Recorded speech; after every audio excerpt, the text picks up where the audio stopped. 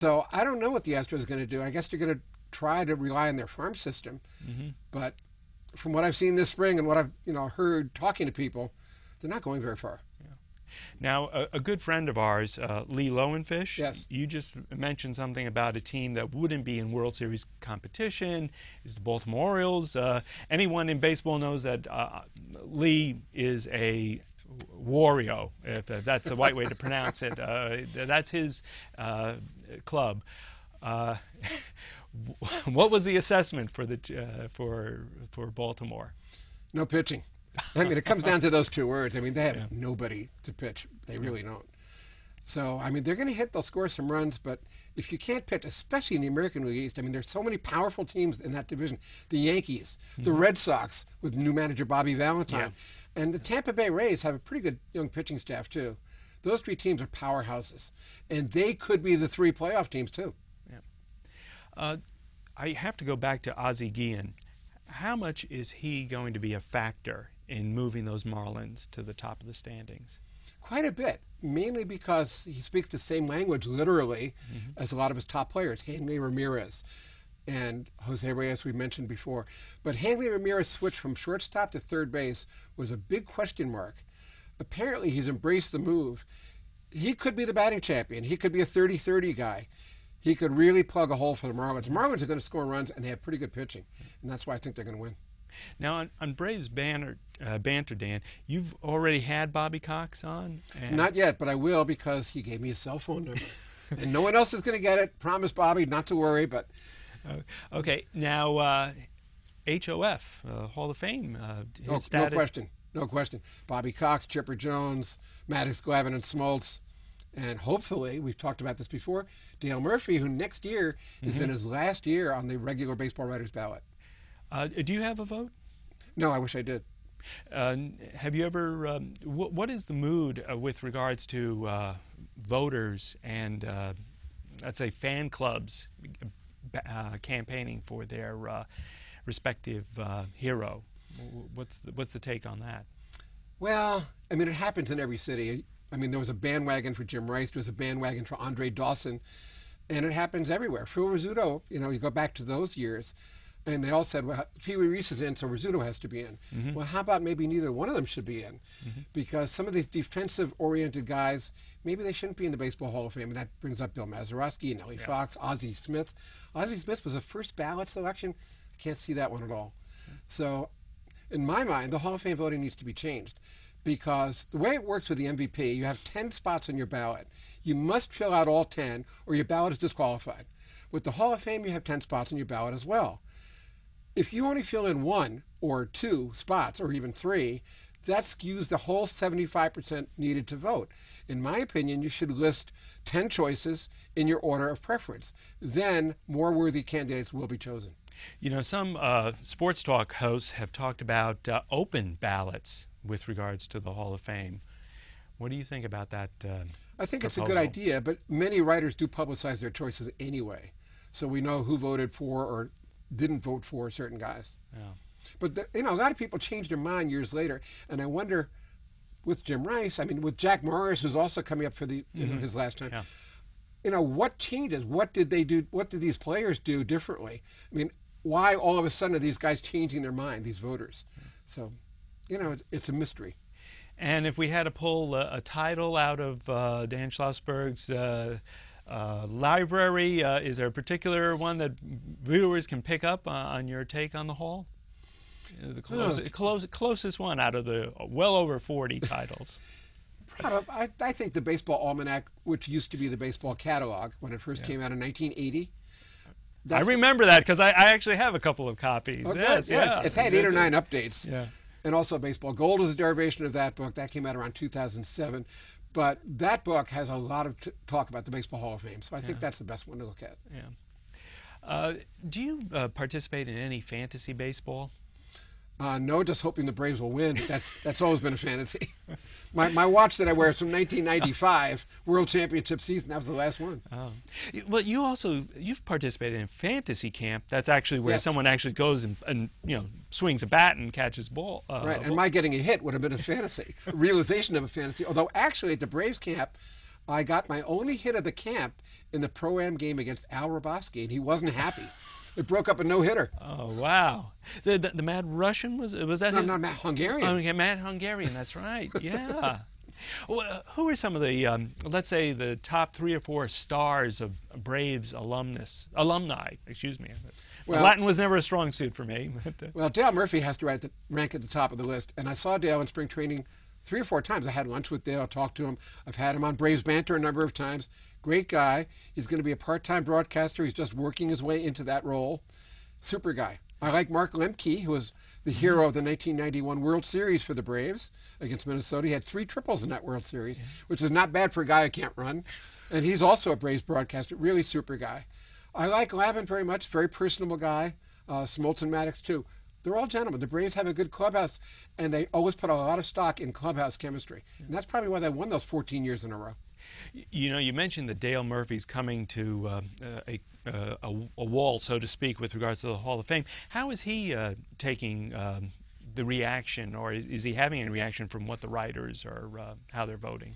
Dale Murphy's a very modest guy and a little bit on the shy side, introverted a little bit, never toots his own horn, doesn't brag, not a controversial guy. And he told me he's disappointed, but, you know, it's a fact of life. It's not a life or death thing. He's just disappointed. And I think he's right to be disappointed, because when you compare him with other guys who have gotten in, such as Jim Rice, Andre Dawson, and others, his numbers are better, and his record is better.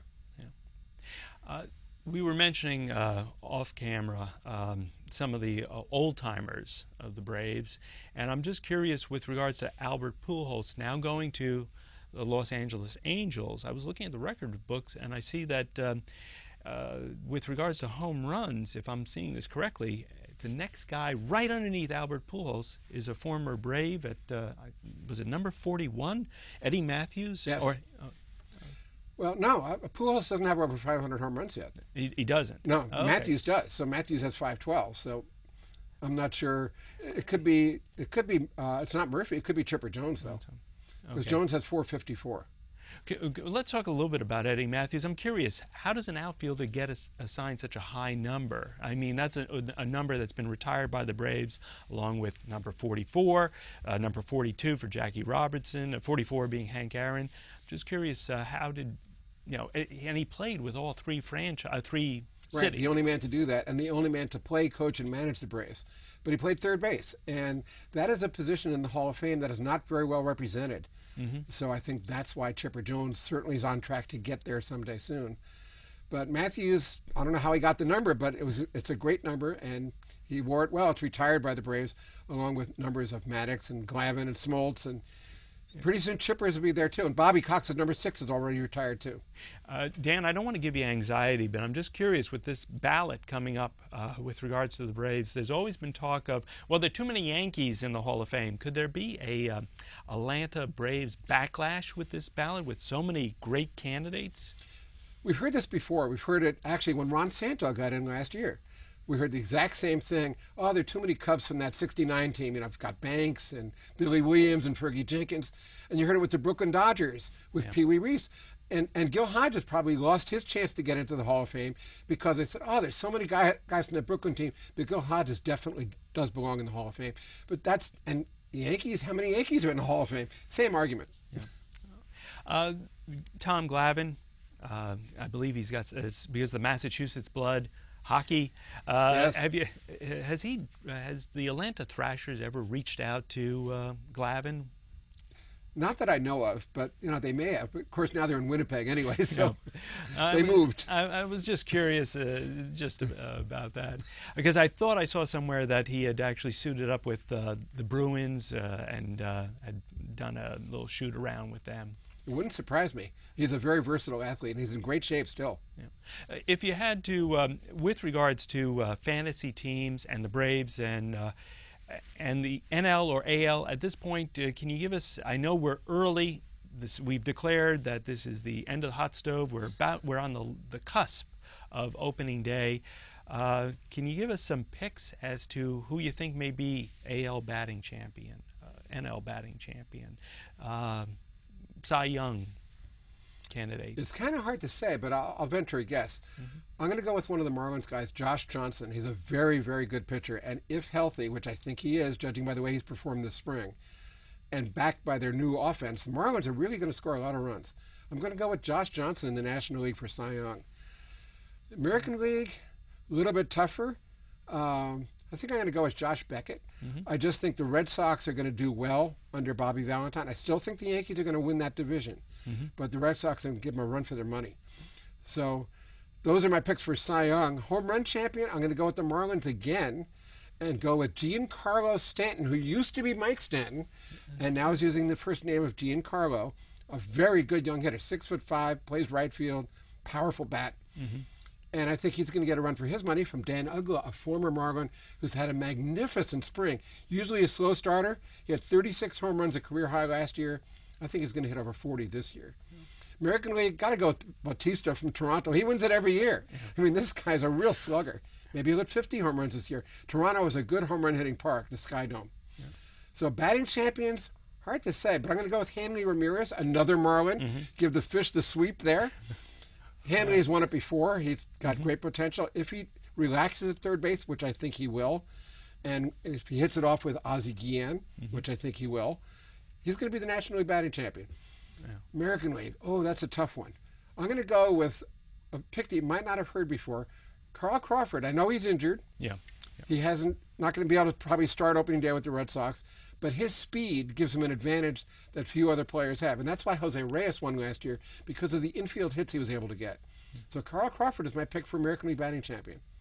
Well, that's good. I like to hear at least one Red Sox in Dan Schlossberg's forecast. I gave you Josh Beckett, too. That's two. That's two. That's right. Okay. Now, if anybody wants to dispute that, they're going to be able to call you on Braves Banter. And like I said, we're going to have the number up at the end of the show.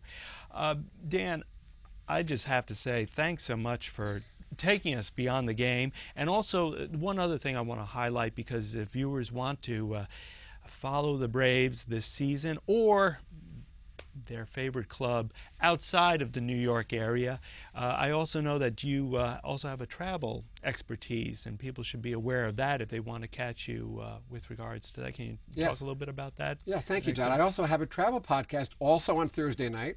That one is at 8 o'clock. It's called Travel Itch Radio, because you can scratch your travel itch at home while listening to our show. And it's also blogtalkradio.com. So Braves Banter at 7, it's a half-hour show. Travel Itch Radio at 8, also a half-hour show. Thursday nights. Thursday nights. Well, Thursday nights is the place to be because it doesn't conflict with Beyond the Game. That's good. Dan, thanks so much. It was great. And this is John Warparian saying thank you for sharing this time with us. Look forward and see you soon. Bye-bye for now.